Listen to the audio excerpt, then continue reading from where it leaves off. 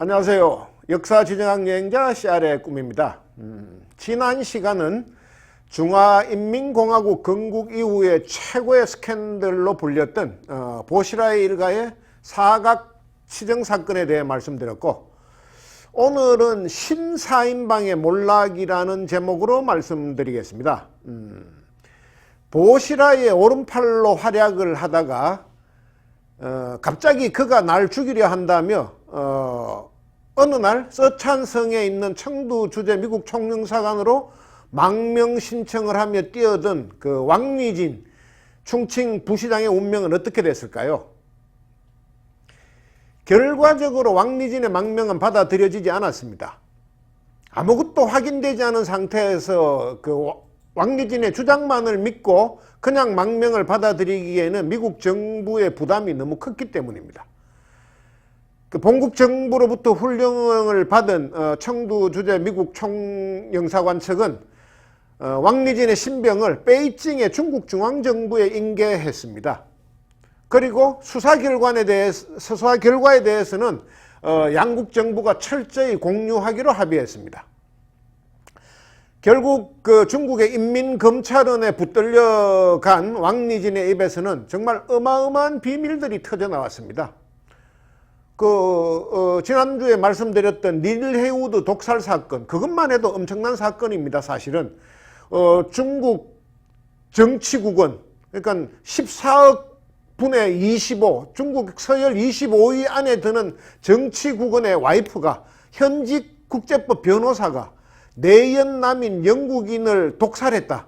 그 정도 가지고만 해도 그것도 엄청난 사건인데, 그 이후에 왕리진의 입에서 터져 나온 거는 그보다 훨씬 더 엄청나게 큰 메가톤급 말하자면 비밀들이었습니다.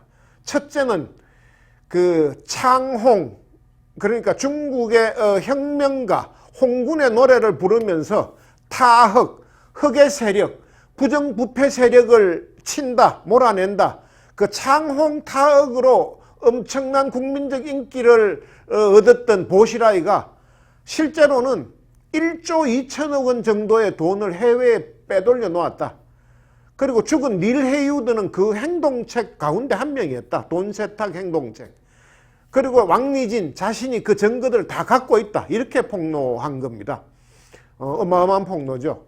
그리고 두 번째 폭로는 보시라이가 그 중앙판공청, 그 한국으로 말하자면 청와대 비서실 같은 데입니다.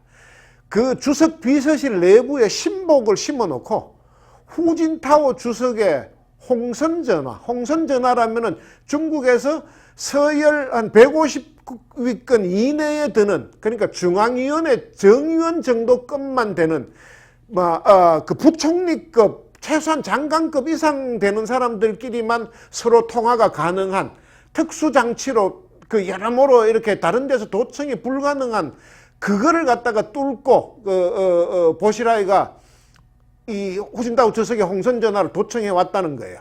그리고 자신도 보시라이의 명령으로 후진타오 주석이 충칭을 방문했을 때 후 주석의 전화를 도청한 적이 있다고 폭로했습니다. 그것은 정말 국가 반역입니다. 그대로 국가 반역에 준하는 것이 아니고 반역 행위입니다. 그런 짓을 보시라이가 해왔다.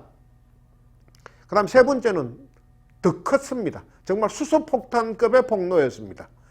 보시라이가 그 당시에 저윤캉 상무위원 겸 중앙정법위 서기하고 공모해서 그해 10월에 열릴 이제 공산당 당대회, 거기에 앞서서 시진핑을 실각시키려고 한다는 쿠데타 모의에 관한 것입니다. 저윤캉은 이제 상무위원이라고 말씀드려, 상무위원은 그 자체로 중국 공산당에서는 신성불가침입니다. 중국 전체 인민 중에서 딱 7명만 될 수 있는 자리입니다. 그 상무위원은 죄를 지어도 벌을 받지 않는 게 지금까지의 관행이었습니다. 상무위원을 처벌할 경우에는 만약 국가 내부가 너무 혼란스러워진다. 그만큼 그 상무위원만 해도 대단한 자리인데, 거기에 직책은 중앙정법위 서기인데, 중앙정법위 서기라는 거는 뭐냐? 군대를 동원할 수 있는 그 군권만 제외하고는 거의 모든 것을, 사법 기능은 다 갖추고 있다 하는 그런 자리였습니다. 한국으로 치자면 국정원장, 검찰총장, 경찰청장 그런 자리를 다 합쳐놓은 겁니다. 자기 휘하에 공안 병력만 200만 명입니다. 공산국가이기 때문에 가능한 자리입니다. 하여간 그 저윤캉과 보시라이 둘 다 대단한 사람들인데 그들은 각각 이렇게 역할을 분담하기로 했습니다. 저윤캉은 자신이 정법이 석이라는 그 직책이 가지고 있는 그 정보력을 바탕으로 해서 시진핑과 그의 가족, 친지, 그 주변 사람들의 뒤를 캐서 어떻게든 흠집을 찾아내고 그리고 지금까지 저윤캉 자신이 모아뒀던 모든 자료들을 이용해서 그 중도에 서 있는 사람들, 보시라의 편도 아니고 시진핑의 편도 아닌 사람들을 그 자기들 편에 가담하라고 협박을 해서 자기들 편으로 만들고, 그 다음에 보시라이는 지금까지 해왔던 그 창홍타흑 혹은 충칭 모델이라 그러는데 중국의 경제 모델, 성장보다는 분배를 더 강조한다. 그리고 가난한 사람들한테 더 많은 혜택이 돌아가도록 한다. 그래서 대중적인 인기가 굉장히 했던 모델입니다. 그 경제 모델입니다. 그걸 바탕으로 해서 계속해서 이제 국민들의 관심을 자기 몸에 모아가지고 저윤캉의 정보력, 그 다음에 보시라이의 국민적 인기, 그걸 두 개를 합쳐가지고 그해 여름에 베이다이어 회의 때, 베이다이어 회의가 어떤 거라는 거는 지난번 동영상에서 제가 말씀드린 바 있습니다. 한번 찾아보시기 바랍니다. 그래서 그해 여름에 베이다이어 회의 때 시진핑은 안 된다. 그 자리를 보시라이가 차지해야 된다. 그런 결정이 나오도록 유도한다는 거였습니다. 마치 2006년에 공청단에서 천량위를 실각시켰던 것처럼 2012년에는 자신들이 시진핑을 실각시킨다. 그게 그들의 계획이었습니다. 그리고 만약 그것이 뜻대로 되지 않으면은 오래전부터 자신들의 편이었던 시차오허우 군사위 부주석의 힘을 빌어가지고 실제로 군사를 동원한다. 그런 계획도 갖고 있었고, 그 계획에 대해서는 시차오허우도 이미 동의했던 상태였습니다. 하여간 그 왕리진의 그 폭로로 나라가 발칵 뒤집혔습니다. 그래서 실제로 그 사건, 그 이후의 사건을 수사하고 저윤캉, 상무위원인 저윤캉을 체포하는 과정에서 중국의 핵심 지도자들이 모여 사는 중난하이는 그래도 부총리급 이상만 산다고 지난번에 첫 강의 때 말씀드린 바가 있습니다. 그 중난하이에 군대가 막 모여들고 총성이 울리기도 했습니다. 그렇지만 결과적으로 이제 당시 집권 세력이던 후진타오 주석이 모든 상황을 정리했습니다. 하여간 그 왕리진에 의해서 폭로된 보시라이 일파의 쿠데타 계획은 당시에 그 후 주석하고 시진핑 주석 내정자의 입장에서는 울고 싶던 차에 뺨을 때려준 격이었습니다. 그것을 이제 기회로 해서 후 주석은 그 자신의 집권 기간 내내 자신을 괴롭혔던 장쩌민이 후진타오 정부의 구석구석에 자기 신복들을 심어놓고 상황 정치를 해왔었는데 그 장쩌민의 수족들을 갖다가 이른바 상하이방 개파들 일거에 제거하는 대성과를 거뒀습니다. 그리고 이제 더 큰 이득을 본 사람은 시진핑이었습니다. 오랜 기간 석유방에 총수 노릇을 했고 워낙 돈이 많아가지고 상하이방에 금고 노릇까지 했던 그 저윤캉 상무위원 겸 정법위 서기를 수사하는 과정에서 저윤캉이 이제 자기 자신을 보호하기 위한 보험 정서로, 그리고 다른 모든 사람들을 갖다가 이렇게 위협하고 협박이 한 협박용으로 수집해 놨던 중국의 거의 모든 핵심 인사 혹은 그 가족들의 그 지금까지의 말하자면 행동 보고서하고 그 오랜 세월의 치부책 등등이 시진핑의 손에 들어왔던 겁니다. 시진핑은 그걸 바탕으로 해가지고 부패한 관리는 호랑이든 파리든 다 때려잡겠다 이렇게 공언을 했고, 실제로 집권 2년 만에 무려 18만 명의 관리들을 부패 혐의로 처벌했습니다. 그리고 그들의 빈자리에 자기 사람을 앉혀가지고 그래서 나중에 이제 시진핑이 황제가 될 수 있는 기반을 그때 그 사건으로 이제 만들었던 겁니다. 그리고 이제 보시라이와 저윤캉의 그 쿠데타 음모 수사 과정에서 전혀 엉뚱하게 또 후진타오 핵심 척건들의 비밀 파일도 손에 넣게 됩니다. 그 과정 또한 드라마틱합니다. 그때는 2012년 3월 18일 새벽이었습니다. 그 왕리진이 청두로 그 미국 총영사관으로 망명을 시도한 게 2012년 2월 6일이었으니까 그때보다도 한 달 열흘쯤 후의 일입니다.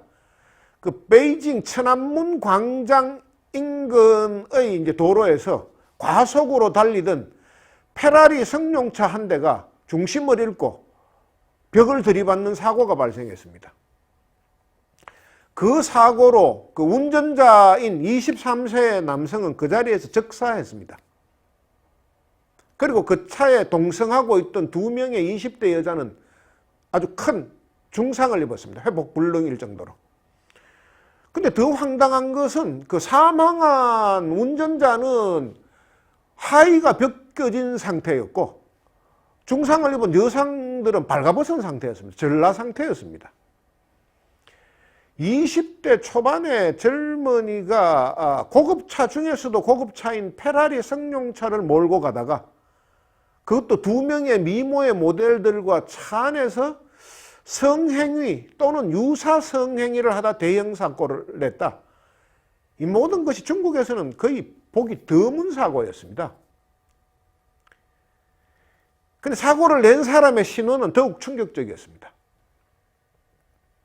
바로 링지화 중앙판공청 주임의 외아들이었기 때문입니다. 중앙판공청 주임이 뭐냐? 한국으로 치면 청와대 비서실장입니다. 그러니까 죽은 애가 청와대 비서실장의 외아들이라는 이야기입니다. 놀라운 일입니다. 근데 사고 수습 과정은 더 황당했습니다. 그 사고가 일어난 지 불과 몇 분 만에 그 중앙판공청 산하의 경호실 직원들이 나와가지고 사고 현장을 깨끗이 치워버렸습니다. 그리고 이제 사망자의 이름도 가명으로 처리했고 관계자 모두를 입단속을 시켰습니다. 거의 아무 일도 일어나지 않았던 것처럼 만들어버렸습니다. 중국다운 사고 처리 방식이고 특히나 중국의 고관다운 어떤 행동이었습니다. 아들은 이미 죽어버렸고 괜히 사고가 나거나 구설에 오르내리면 뭐 좋을 게 하나도 없다. 이렇게 이제 링지화가 판단했던 겁니다. 근데 이제 그렇게 지도새도 모르게 다 조용하게 해치웠다 싶었는데 그 사고를 재빨리 보고받은 사람이 또 한 명이 있었습니다. 저윤캉 중앙정법위 서기였습니다. 지난번 동영상에서도 말씀드렸지만 중앙정법위 서기는 국정원장, 검찰총장, 경찰총장을 합쳐놓은 자리라고 했습니다. 그 사고의 모든 내막을 저윤캉은 알게 된 겁니다. 보고를 받았습니다. 그리고는 엄밀하게 링지화를 불렀습니다. 그리고 이렇게 협박합니다. 내 말을 잘 들으면은 당신 아들 사건을 덮고 넘어가겠다. 그리고 내가 확보해놓은 당신 일가족의 비리 문서도 다 없애주겠다. 그러니까 당신은 후진타오 주석이 가지고 있는 우리에 대한 파일 전부를 우리한테 넘겨라. 거기서 우리라는 거는 보시라이하고 자기를 이야기하는 겁니다. 그리고 지금 보시라이 사건이 더 커지지 않도록 당신이 무마를 해라. 그러고 난 다음에 이제 저윤캉이 말을 더 보탰습니다. 결정적입니다. 어차피 후진타오 주석의 임기는 올해가 마지막이다. 썩은 줄을 붙들고 있지 말고 새 동아줄을 붙들어라. 우리 일이 잘 풀려가지고 보시라이가 총석이 공산당 총석이가 되고 주석이 되면은 당신을 상무위원이 되도록 밀어주겠다. 그렇게 이야기를 한 겁니다. 근데 사실 그 링지화 그 일가족의 부정부패도 정말 어마어마하고 대단했습니다. 그 고향인 산서성 전체가 그 형제간의 소유다. 라고 할 만큼 어마어마한 재산을 축적해 놓고 있었습니다.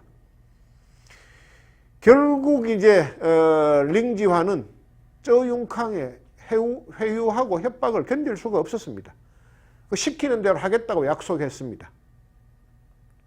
근데 링지화가 누구냐? 아까 중앙판공청 주임이라고 이야기했지만은 그 직함도 비서실장도 비서실장이지만 후진타오의 복심 중에 복심. 그러니까 뭐 완전히 오른팔이었습니다. 모든 비밀을 다 알고 있는. 근데 그걸 한두 해만 그렇게 했던 게 아니고 후진타오의 집권 이익이 5년 내내 비서실장을 할 정도였습니다. 근데 그렇게 쉽게 허물어졌습니다. 결국 반시진핑 세력의 신사인방은 그렇게 결성이 됐었고 결국은 함께 무너진 겁니다. 이 도표를 한번 봐주시기 바랍니다. 시진핑과 보시라이는 경쟁관계라고 말씀을 드렸고 보시라이하고 저융캉은 동업관계입니다. 동업관계. 둘이 같이 힘을 합쳐서 보시라이를 주석으로 밀어주고 자기는 자기의 그 권한을 계속 유지를 하겠다. 이게 이제 저융캉의 생각이었고 이 저융캉이나 보시라이 그 다음에 정칭홍 이런 사람들은 전부 다 장쩌민의 말하자면 부하들이었습니다. 장쩌민이 저융캉은 상무위원 겸 정법위 서기를 만들어서 후진타오를 견제하게 만들었고 시차우허우는 군사위 부주석이라고 말씀드렸습니다. 그러니까 군대를 통해서 후진타오를 견제하도록 만들었고 그 다음에 정칭홍은 국가부주석이었습니다. 국가부주석을 통해서 행정부에서 후진타오를 견제하게 만들었고 그러니까 후진타오는 자기가 주석으로 있으면서도 군대는 시차우허우 때문에 마음대로 못하고 이렇게 사법적인 문제는 쩌우융캉 때문에 마음대로 못하고 그 다음에 국가 내부의 행정은 정칭홍 때문에 마음대로 못하고 이런 입장이었는데 제일 먼저 이제 줄을 갈아탄 거는 정칭홍이었습니다. 정칭홍은 시진핑을 밀어줬죠. 시진핑을 밀어줘 가지고 시진핑과 동업관계를 형성을 했습니다. 그러니까 어딘가요? 상하이 당석이 그 전에 절강성 당서기를 하던 시진핑을 상무위원으로 밀어줬던 게 정칭홍이고 정칭홍이 장쩌민 밑에서 제일 먼저 말을 갈아탔고 그 다음에 저융캉과 시차우허우 보시라이는 한 덩어리가 돼서 어떻게든 시진핑을 밀어내겠다고 마음을 먹고 있었는데 거기에 링지화까지 엮어넣은 겁니다. 링지화까지 아들인 링구가 교통사고를 일으키는 바람에 링지화까지 엮어 넣어서 이렇게 해서 신사인방이 만들어진 겁니다. 보시라이, 쩌우융캉, 시차우허우, 링지화. 이렇게 이 중국의 말하자면 권력 지도가 바뀌었고 원래는 이제 장치면은 철양위를 갖다가 자기의 후계자로 생각했는데 철양위가 실각이 되면서 시진핑이 들어왔다는 것은 지금 몇 번에 걸쳐서 제가 말씀을 드린 바가 있습니다. 자, 이제 이렇게 모든 그 2012년에 일어났었던 그 황당한 사건, 시진핑이 어떻게 해서 이 장쩌민의 말하자면 상하이방과 링지화의 그 공청단, 그러니까는 후진타오의 공청단파를 다 밀어낼 수 있었는지 에 대해서 이제 말씀을 드렸는데 이제 이번 시리즈에 처음 시작할 때 제가 중국이 절대 패권 국가가 될 수 없는 10가지 이유 이걸 말씀드리면서 시진핑이 왜 취임과 더불어서 도광양에 그렇게 누구예요? 덩샤오핑이 부탁했던 도광양해를 버리고 왜 중국몽을 선택했는지 그 이유를 말씀드리겠다고 했는데 이제 그 부분에 대한 궁금증을 풀어드리겠습니다. 시진핑은 총서기 내정자 시절부터 힘없는 서름을 너무 절감했습니다. 권력 중심부에 자기 세력이 너무 없고 그래서 툭 하면은 쿠데타 설이 나고 실각설에 휘말렸는데 그렇다고 자기 계파를 만드는 게 너무 결코 쉽지 않았습니다. 그 중국 사회 특유의 관시 문화로 인해 가지고 늘 외부에만 먼 변방에만 머물던 시진핑이 갑자기 중앙정계에서 자기 계파를 만든다는 게 거의 불가능했습니다. 그래서 시진핑은 이렇게 생각했습니다. 어설프게 계파를 형성하는 것보다 차라리 인민의 애국주의에 의지하자. 그게 가장 좋은 방법이다. 이렇게 생각을 했고, 그래서 어느 순간부터 중국몽하고 중화제국의 부활을 외치기 시작했던 겁니다. 그래서 근데 그 권력 기반이 너무 취약해가지고 차라리 선전선동을 통해서 인민들의 마음을 사로잡겠다. 그래서 허장성세를 좀 했던 거고, 그 다음에 소위 이제 블러핑을 했던 건데, 그래서 이제 중국몽을 외쳤던 건데, 갑자기 이렇게 자기들의 말하자면 자멸, 그 부정부패의 오랜 치부책들이 공청단파와 상하이방의 치부책들이 다 자기 손에 들어오니까 순전히 말하자면 우연으로 그때부터 이제 이 시진핑은 호랑이든 파리든 다 때려잡겠다. 부정부패한 놈은 모르지 전부 다 내 손으로 다 없애겠다. 이렇게 호기를 부리니까 인민들이 너무너무 엄청난 환호를 보내는 거예요. 그래서 자신감을 엄청 얻은 거예요. 그 인민들이 그때 어느 정도까지 말하자면은 시진핑에게 환호했냐 그러면은 시집을 가려거든 시다다. 그 시 아저씨 같은 사람. 시다다 시 아저씨가 누구냐? 시진핑이에요. 시집을 가려거든 시진핑 같은 사람한테 가라는 유행가가 만들어져 가지고 그게 상당히 히트를 친 거예요. 그만큼 국민적 인기를 얻은 거예요. 근데 그렇게 이제 중국몽, 중화제국의 부활 이런 구호를 자꾸 외치다 보니까 그 구호라는 게 이제 묘한 힘이 있잖아요. 보면은 그 신흥 종교, 뭐 사이비 종교, 뭐 이제 이런 데서 많이 이렇게 보여지는 거지만은 자꾸 무슨 구호를 외치다 보면 스스로도 최면에 빠지는 그런 힘이 있는데 그 시진핑도 그렇게 된 거예요. 그러니까 자기가 막 중국몽, 중화제국의 부활하니까 그게 마치 지금 다 현실이 된 것처럼 마치 온 세계가 자기를 중심으로 움직이고 온 세계가 중국을 중심으로 움직인 것처럼 그렇게 착각을 하게 된 거예요. 그래서 스스로 황제가 된 것까지는 성공한 거예요. 그 헌법 조항으로 말하자면 임기를 갖다가 5년씩 2회밖에 못하는 것도 아예 헌법을 바꿔버려 만큼. 그 다음에 뭐 칠상팔하 중국에 있던 모든 어떤 잠규칙들을 다 자기 대에 없애버렸는데 근데 이제 미중 패권 전쟁, 미국이 가만히 있지 않은 거예요. 내부는 정복했는데 외부에서 공격이 들어오기 시작한 거예요. 그러니까 엄청난 복병을 만나게 된 게 이제 현 상황입니다. 자, 이제 이렇게 신사임방의 몰락은 그렇고 결국은 그럼 이 사람들은 다 어떻게 됐느냐? 그 지난번 동영상 때도 그걸 말씀 못 드려서 제가 좀 아쉬웠는데 닐 헤이우드 살인사건에 연관됐던 사람들 또 어떻게 됐냐 결국은 왕리지는 그 직무유기 무슨 그 반역 도주 직권남용 뭐 이런 혐의로 15년형을 언도받고 지금 복역 중입니다. 그리고 보시라이의 아내 국하이라이는 그 살인 혐의로 이 처음에는 사형유예 판결을 받았는데 사형유예는 뭐냐? 사형은 사형이다. 근데 형은 좀 미룬다. 이런 판결을 받았다가 나중에는 이제 무기징역으로 감형됐습니다. 그리고 그 살인의 뒤처리를 맡았던 그 집안의 집사 장샤오진은 살인 공범으로 9년형을 받았는데 7년을 복역한 후에 감형을 받고 얼마 전에 출감했습니다.